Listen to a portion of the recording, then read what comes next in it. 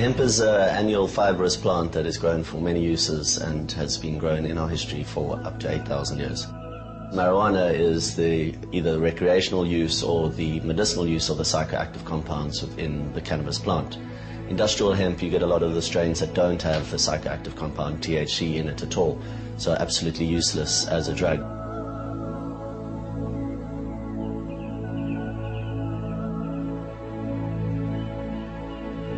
The history of hemp has been traced back to China to 6,000 to 8,000 BC, and it is thought of to be the first plant cultivated by man for fiber uses. From there it can be traced in nearly every culture and every civilization, being used from everything for sails in all the ships that sailed the earth, all the ropes. The first Bible was printed on hemp paper. It was used in the building of the pyramids. Hemp moved across also through the sailing ships into the American colonies and was actually grown by George Washington and Thomas Jefferson. And people don't realize that the first drafts of the American Declaration of Independence were actually written on hemp paper. You could pay your taxes with hemp as well. Hemp is prized for its multitude of uses, and also Britain wouldn't have ruled the seas so much if they didn't have access to Russian hemp.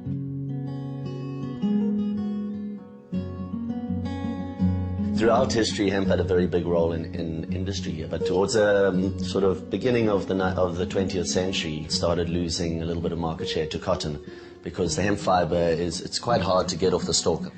In 1930, a man called Schlichten invented a new machine to take the fiber off hemp while it was green. The Hearst Corporation bought up the rights for this machine. They then squashed the design for this machine and ran a campaign with DuPont, who had just invented nylon, and a lot of the petrochemical industries as well, to get hemp banned because it was now competition.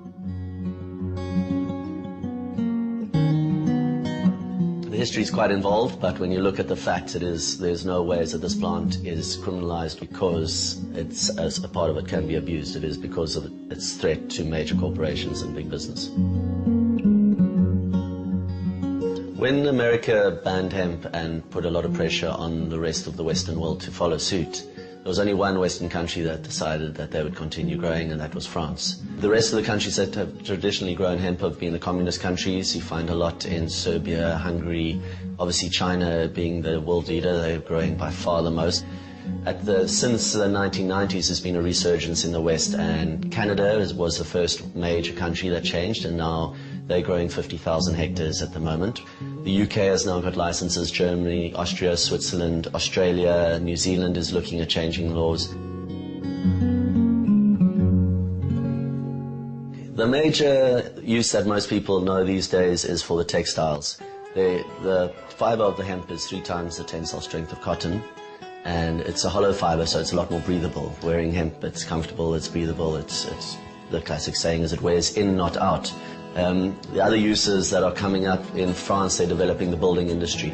What they do is chip up the stalk and mix it with lime, and you actually get this, which is a hemp brick. The other product that's really big in building is the chipboard, which is lighter than wood, it's better insulating than wood, and obviously there are no trees going into it again, and it's on a sustainable basis. Big opportunity for Africa is the nutrition side of hemp.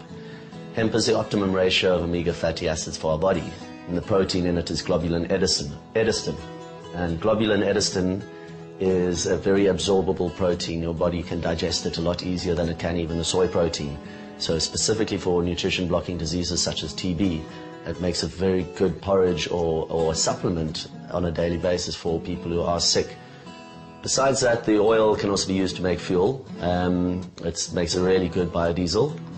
Another very important use for hemp is paper. It makes up to 4 times as much pulp per acre as trees, and obviously on a sustainable basis, you're getting, after 4 to 6 months, a yield of pulp instead of waiting for 6 to 8 years or even longer for trees. There's now hemp plastic as well, this is amazing. This is coming out of Australia now. People don't realize that up to 50% of our oil goes into making plastics. That even if we stop driving cars today, it wouldn't sort out our fuel problem and our oil problem in the Middle East. So this technology is really exciting.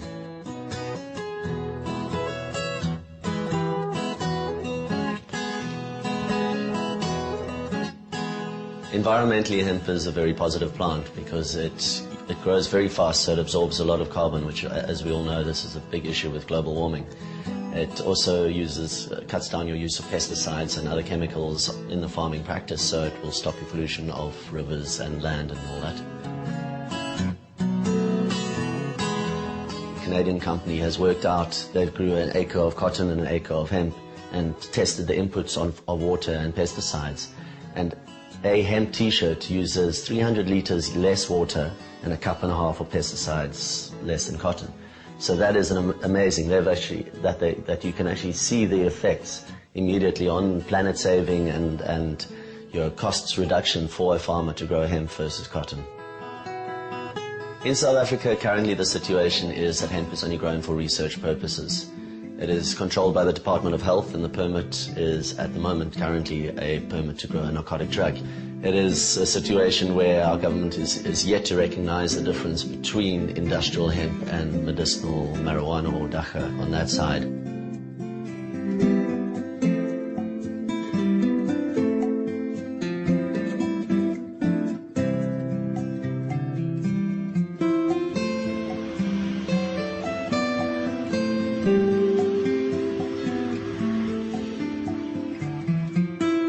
We as Emporium see our role as very much as an educational tool at the moment. Our tagline is innovate, educate, cultivate. Innovate, we're trying to show as many different products as possible to show the versatility of the plant. The educate comes in through our exposure, through what we've created here in our space, where people walk in thinking hemp's about one thing only, and that is generally smoking. They walk in here and they learn that it's about so much more, that is something that's, doesn't even come into what we do here. This is about hemp as a building material, as a food, as a job creator, as a nice, comfortable item to wear. Obviously, the cultivate that comes in at the end is somewhere where we're aiming towards. We want to be hemp farmers, and we want to be creating jobs, we want to be building houses, and we want to be feeding people. That is our ultimate aim.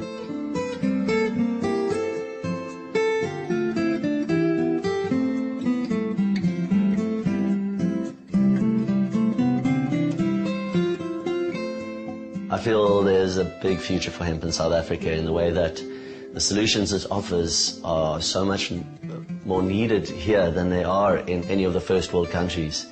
Here we need people to have jobs, we need people to be growing organically and looking after our soil, we need people to have houses that are built nicely. They aren't the cement brick house with a tin roof that are absolutely terrible to live in. And then nutrition for people to feed themselves properly and to actually feel full and to have a healthy lifestyle. So it can offer a lot on that side. So yes, the future is bright if we can just get it through the system and get it to a place where a farmer can actually grow hemp as an industrial crop.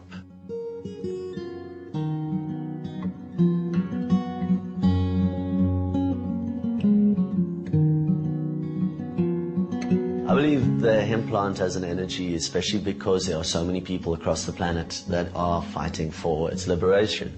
There are people who are really putting a lot of energy in educating and showing people the potential for this plant, and it is a plant that has been done an injustice. So wearing it has spirit as well, because you feel in your spirit that you're making a difference, not only in your showing to yourself or to your friends or educating people as to what you're wearing, but also in the environmental side, in the consciousness that you have saved pesticides, you have saved water as well. Usually you'll find people who are more spiritual will seek out a product such as hemp because they are now thinking, and consciousness is basically thinking and becoming aware, and very much aware of what you put on your body or what you put in your body and what you do to your immediate surroundings and the planet as a whole.